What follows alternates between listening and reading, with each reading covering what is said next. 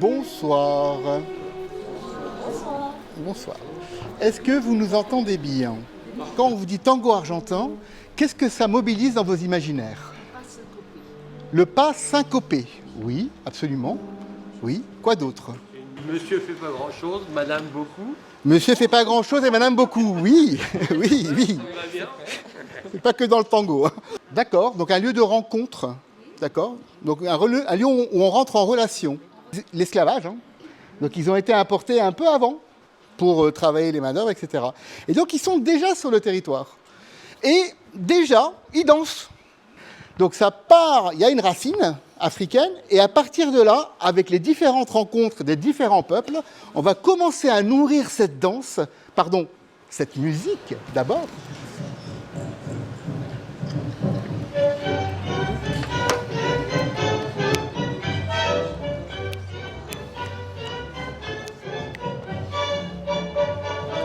Vous voyez qu'il y a une chaloupe, et si on le danse,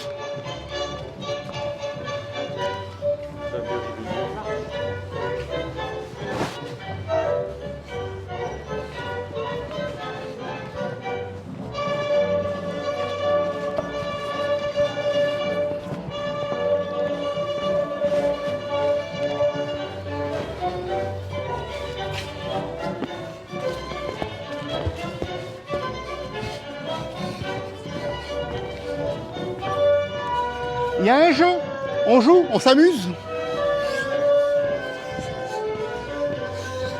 Et donc le rythme de la habanera, est-ce que quelqu'un le connaît? Pam pam, param pam pam, param pam pam, param pam pam, param pam pam, param pam pam, param pam pam.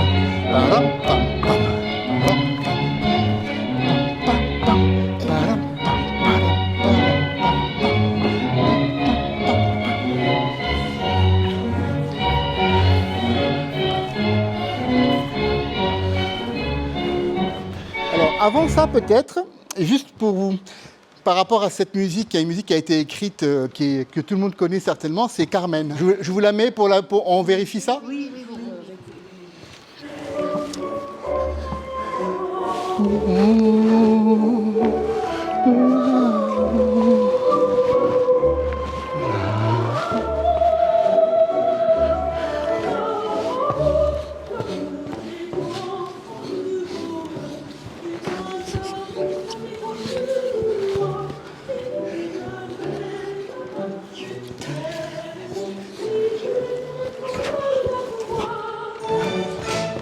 Voilà. Il ne faut quand même pas oublier ce petit endroit de l'histoire qui, en 1905-10, le tango est né dans les bas-fonds de Buenos Aires.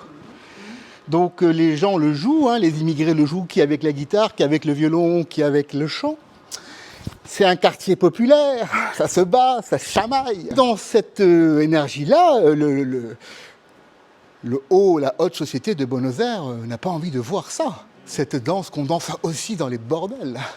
Les lupanards, comme on dit. Hein. Attention, charnel, hein, je ne sais plus qui c'est qui avait dit charnel. Charnel, hein, la chair, voilà. Mais ce qui était très intéressant à savoir, et ça c'est des chercheurs scientifiques qui ont fait beaucoup plus d'études que moi, qui ont dit que les personnes qui allaient effectivement dans les bordels chercher la chair, parce que malheureusement, quand ils arrivaient en Argentine, ils n'avaient ni femme, ils sont en manque, ils ont besoin de quoi, d'après vous? De contact, de connexion, de chaleur. Pas que de chair. Et on va chercher donc la chaleur et le contact dans la musique du tango. Et donc c'est vrai qu'on confond souvent la sexualité, le sexe. Pas du tout. Le tango, il est sensuel. À un moment donné, je me sens un peu seul sur cette planète. Et je regarde, je lève la tête au ciel et je cherche une étoile. Quelque chose qui va pouvoir me sauver. Et peut-être que dans les yeux de cette femme, je ne sais pas, je vais peut-être projeter quelques instants quelque chose et je vais lui dire, oui, viens dans un abrazo, oui, je vais te prendre, non, pardon, je te prends moi dans les bras, oui, je te prends dans les bras. Mais cette prise dans les bras, elle fait que ça y est, je sens son contact, je sens sa chaleur. Voilà, l'enfant en moi s'apaise. Ça y est. Il y a des immigrés qui repartent avec le tango dans la poche. Et ils arrivent où? Parigi. Et c'est donc à Paris que le tango va reprendre ses lettres de noblesse. Oh, c'est quoi cette danse? Alors, il l'édulcore un petit peu, il arrange un peu, on bouge moins les hanches, on est un peu plus droit. Il y a quelque chose qui va se polisser un peu, mais ça danse. Toute la société française va danser le tango pendant au moins 20 ans. Le tango prend ses lettres de noblesse à Paris et il repart à Buenos Aires. Et là, on est dans des années 40, où c'est l'âge d'or du tango, où il y a des orchestres de 11, 12, 13, 15 musiciens. Une énergie incroyable, tout le monde danse le tango. Donc on écrit de la musique, mais pas que pour écouter. On écrit de la musique pour faire danser. Il y a quelqu'un comme Piazzolla, par exemple, qui commence à écrire du tango, mais c'est plus du tango dansé, c'est du tango à écouter. Et il a sauvé le tango, d'une certaine manière. Donc il amène l'écoute, donc ça change un petit peu de couleur. Ça repart dans les années 80 avec quelques danseurs, une troupe de danseurs qui ne travaillent plus à Buenos Aires. Donc qu'est-ce qu'ils font? Ils viennent à Paris. On veut apprendre cette danse. Donc on va les voir. Donc eux, ils font un tango de scène, ils font un tango scénario, un tango qui se voit de loin avec des grands gestes. Ils vont commencer à enseigner le tango à Paris. Et on commence, piano piano, à redonner une patte, une couleur, un corps, une chair au tango. Ou c'est un tango plus chiadé, avec du violon, avec du bandoneon, un peu plus élaboré, du piano. Vous avez dit quoi? Renversé. Ah oui, on va pas le faire parce que j'ai mal au dos. Mais...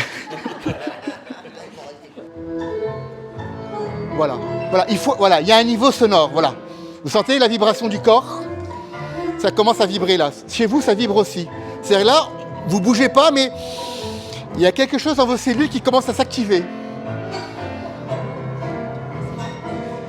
Et là, et on va proposer ça avec cette activation. Et là, il y a peut-être un violon qui va arriver.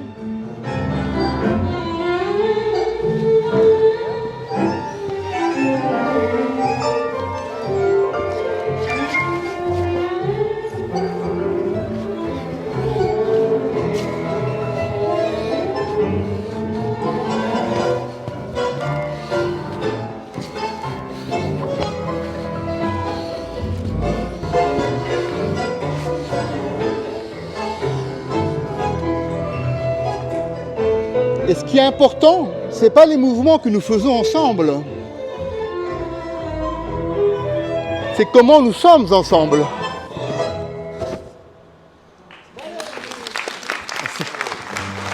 C'est pas ce qu'on fait. Hein. Ce qu'on fait là, avec un peu d'entraînement, on y arrive. Par contre, ça,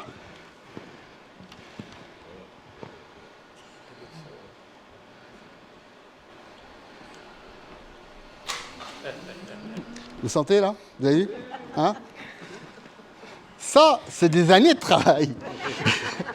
C'est des vies entières de travail. Nous dansons avec ça. Nous dansons avec nos vies, avec nos histoires, avec nos peurs, nos peines, nos désillusions, nos illusions, mais aussi nos réussites et nos victoires. En fait, le tango, c'est quoi? C'est vous qui allez parler à madame, qui va parler à monsieur, qui va parler à monsieur, qui va parler à madame. À un moment donné, il va se passer quelque chose entre vous. Ça va circuler. C'est l'énergie de l'amour. Mais comment on danse ensemble? Comment on fait tout ce que vous venez de voir? Vous les connaissez, Elle les connaît, et tac tac. Alors, mais comment je fais pour lui dire mets le pied à droite, mets le pied à gauche, viens prendre toi dans ma jambe, machin. Comment je fais? Je la guide. Je la guide. Avec le corps. C'est qu'en fait, il faut que nos corps s'accordent. On est deux instruments, en fait. Ce qu'on a envie de vous transmettre, là, je regarde l'heure, ça va, on a le temps, c'est comment on arrive à être ensemble. Qu'est-ce que ça veut dire, être ensemble? Qu'est-ce que ça veut dire, être... Vous avez dit quoi? Une unité, c'est ça, ouais, une unité. Comment je peux faire un avec elle? Comment je peux faire un? Sur quoi je m'appuie là pour danser avec elle? Les jambes, mais il y a quelque chose d'autre là. Qu'est-ce que tu en penses, Magda, si je parle... Ah, de... Voilà. Transmission de pensée. J'y suis pas encore. Du silence et de la respiration. Comment on respire ensemble? C'est ça. Comment on concentre notre énergie vers l'autre et comment on peut aller respirer avec elle. Inspire. Inspire.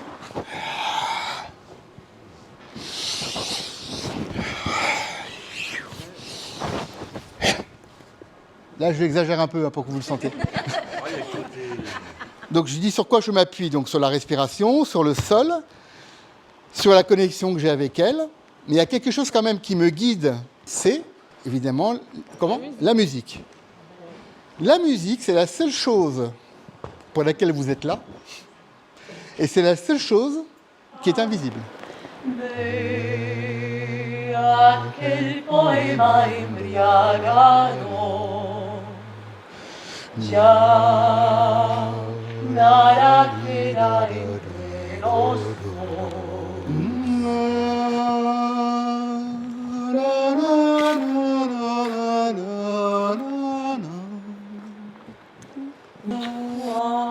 Cuando las flores de tu rosal vuelvan más bellas a florecer, serás la emoción de mi dolor.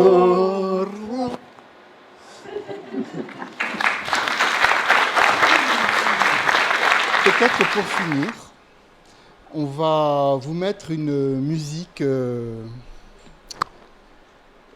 de Ravel.